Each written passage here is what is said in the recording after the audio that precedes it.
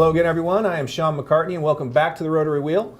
I'm excited today to have Mr. Terry Hall with us from the Georgetown Rotary. In addition to hosting Rotary Wheel and being a proud member of the Rotary Club of Placerville, I also am the Executive Director of the Boys and Girls Club. And one of our locations is up in Georgetown, and I will say firsthand that, Terry, you have the best pizza. Thank you very much, I don't know about Sean. in the world, but definitely really super pizza. So we thanks. work hard. Yeah, well, it's evident in what you do. So thank you for coming down today and talking with us. Basically, we're just going to go through a conversation about the Georgetown Club and what you do up there. First, though, I'd like to hear a little bit about yourself, so we can kind of set the tone, so people know who I'm talking to today. Okay. Well, you gave them my name. That I was did. a good start. I started with Terry Hall. I live in Georgetown. I've lived there since I bought in 1977. Lived there full time since 1981. Alrighty. And I've had Terry's Pizzeria since about 2001. Okay. My background prior to that was I sold office furniture and office supplies throughout the state of California, but now I'm in the pizza business. Nice. And the community has been very supportive of us. We have a nice establishment. Yes. And we're proud of what we do, and we reinvest in our community. Well, there's no doubt you support our club and our kids, yes. So we appreciate that. Do you miss the office furniture business, or do you appreciate the transition to pizza? I appreciate the transition. Office furniture, office supplies, that industry changed tremendously with the superstores, the big box stores. Yeah. And my last stint was actually manufacturer repping for the different large manufacturers, and then dealing direct with the state of California and the U.S. government, people like that. Okay. But yeah, the mom and pop operations it's got to be been tough. Wiped out. Yeah, yes. I can't imagine how you compete. Very competitive. When we were talking just before we went on the air, we were. I was telling you about the Boys and Girls Club, and you mentioned to me that you have a background in the Boys and Girls Club. You need to just tell me a little bit about that? Before moving to Georgetown, I lived in Westminster, Huntington Beach, Fountain Valley area in Southern California. Yeah. And I was very active in the community. I was president of the Westminster Chamber of Commerce, president of the Westminster Boys Club, board of directors on many different organizations. But Boys and Girls Club was one of my favorites. Great. Brief short story, we used to, my business, we had about 50 employees. Okay. And we gathered together a group of us and put together a basketball team. Excellent. And once a week we'd go over and play the staff at the Boys Club. Oh, I love it. It was not a girls club then, it was just Boys Club. But yeah, we were pretty much involved. And it's just a great organization. It brings the kids, gives the kids something to do, takes them off the streets, gives them a purpose. No doubt. And occupies some downtime that they might possibly choose to spend in the wrong direction. No, you're preaching to the choir on that, Terry. I appreciate that so much. Let's get you out to our club in Georgetown so you can see it in firsthand. I'd love to walk you around and give you a tour of it. We'll make that happen, Sean. So we'll dive back into our Rotary talk now that we did a little segue into Boys and Girls Club land, but I can't help myself. Georgetown Rotary. Let's talk about Georgetown Rotary. Let's talk about how long have you been with Georgetown Rotary, and maybe just some history on it for me. I've been on board for 5 years. Okay. It took them a long time to get me involved. I'm sure they were recruiting you. They recruited for a long time, but I was traveling, and so I didn't want to make a commitment until I could make a commitment. It's good, man. I appreciate that. I got on about 5 years ago. Our club was founded in 1948.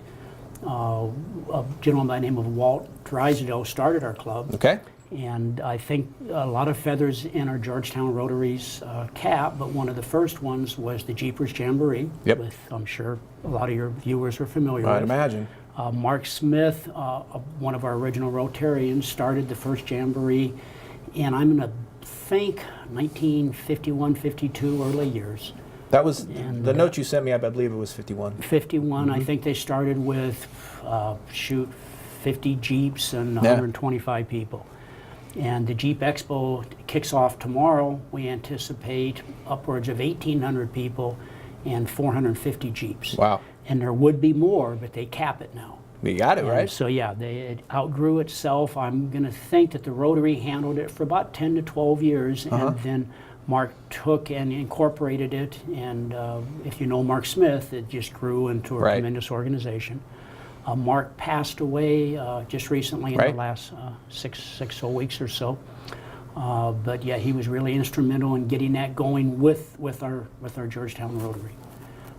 Beyond that, the club has just continued to reinvest in Georgetown. Totally. It's a unique community. We don't have a lot of white collar. We have a lot of blue collar and less, I don't want to say less fortunate, but lower income people. Right. And so with Rotary, we get a lot of people that want to reinvest in the community, and they don't have the financial ability, Okay. but they sure have time. I was just going to say, you can invest in different ways, can't you, Terry? We take your time, we take your money, or we take both. There you go.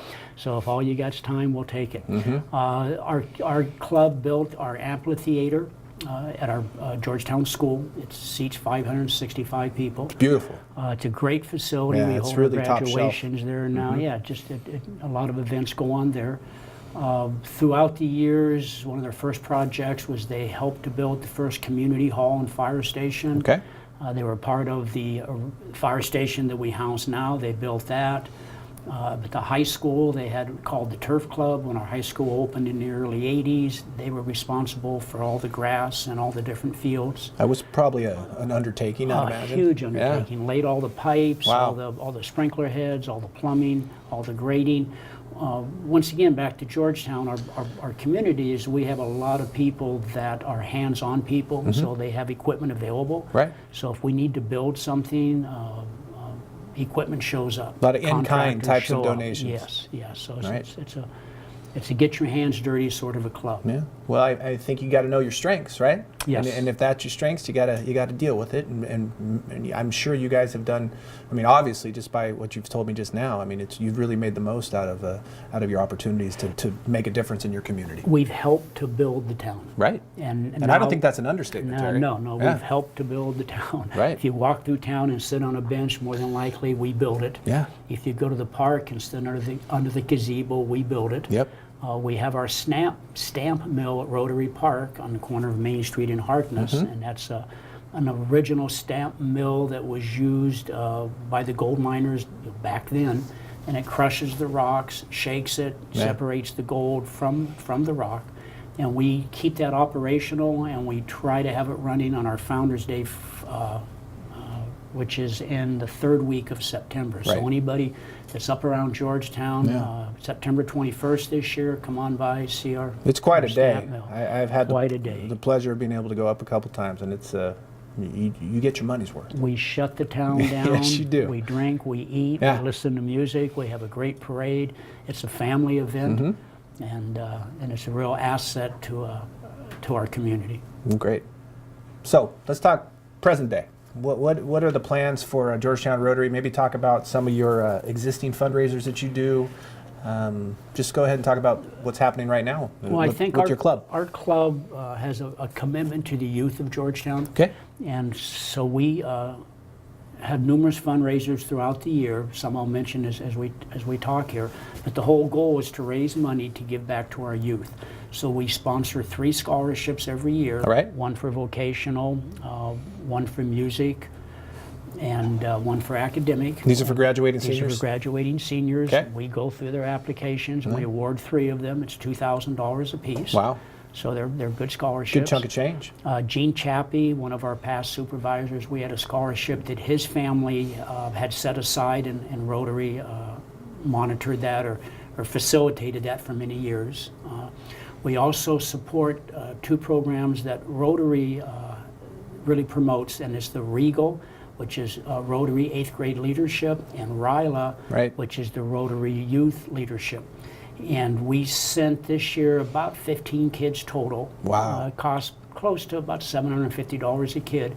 And they're just great camps that we pick kids that have the potential to be strong leaders, good citizens, kids that have kind of got their heads on and just need a little adjustment in the direction they're going. You know, Terry, I'm glad you mentioned Regal and Ryla, because on a couple of our previous Wheel shows, we have talked about Ryla and talked about Regal and just talked about the amazing benefits that those 2 camps provide to the youth. And it's just it's a really a dynamic opportunity for these young people to learn and grow, and it's special. Anybody out there that has a child, 7th grade or a junior, check in with your local Rotary clubs Yeah. and see if you can get your child looked at for the 2 programs. I mean, I think it truly is life-changing. It's life-changing. And I don't think that's an overstatement. I mean, it really is. Absolutely not. Yeah. One of the funner things I've been able to do is to drive a group of the kids up to the Ryla camp. Excellent. And just having 6 or Right. 7 teenagers in your car is I'm sure that there's some energy on that car ride. Tremendous amount of energy. And you just listen. Right. But then when you pick them up at the end of the trip, these young people have transformed to even be better people, better citizens. So yeah, it's a home run. It Good really deal. is.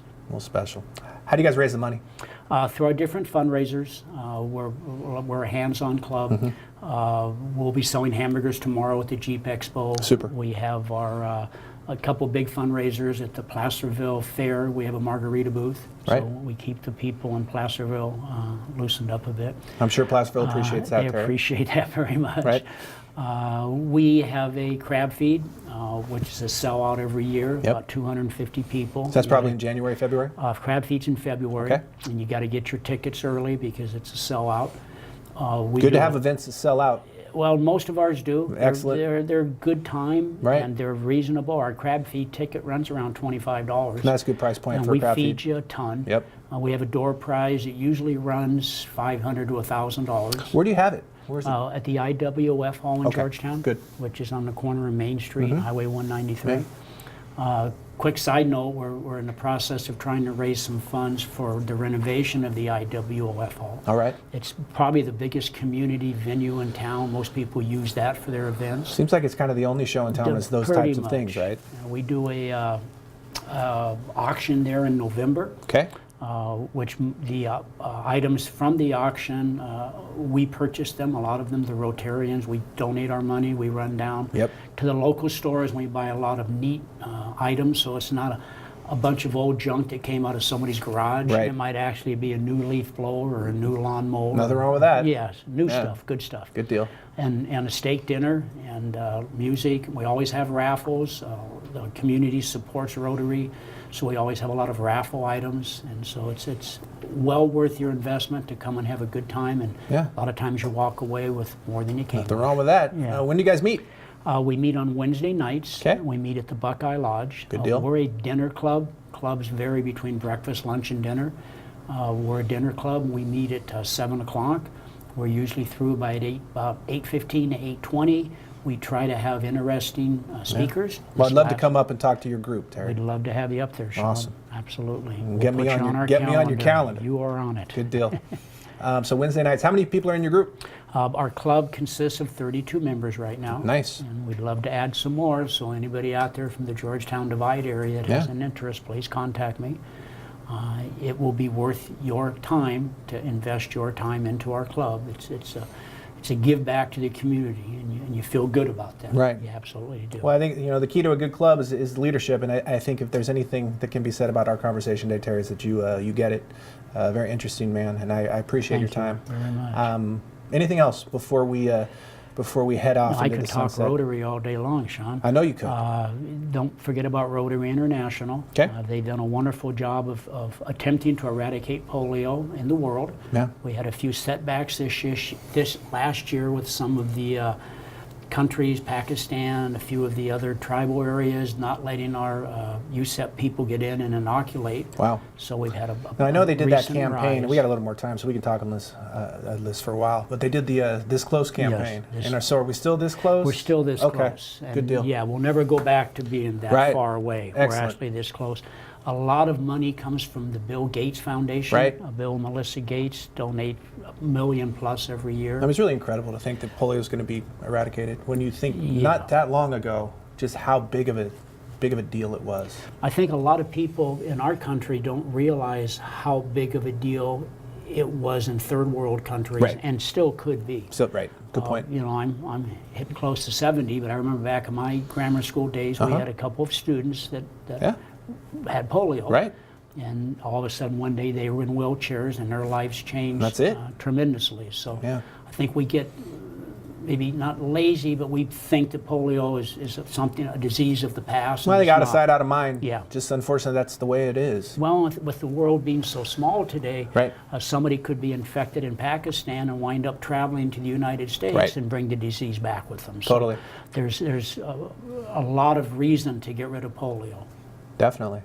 Well, Terry, again, really enjoyed our conversation. Thank you very know, much. I always appreciate the opportunity to sit down with Rotarians, Rotarians that get it, Rotarians that want to make a difference in not only their community but the world.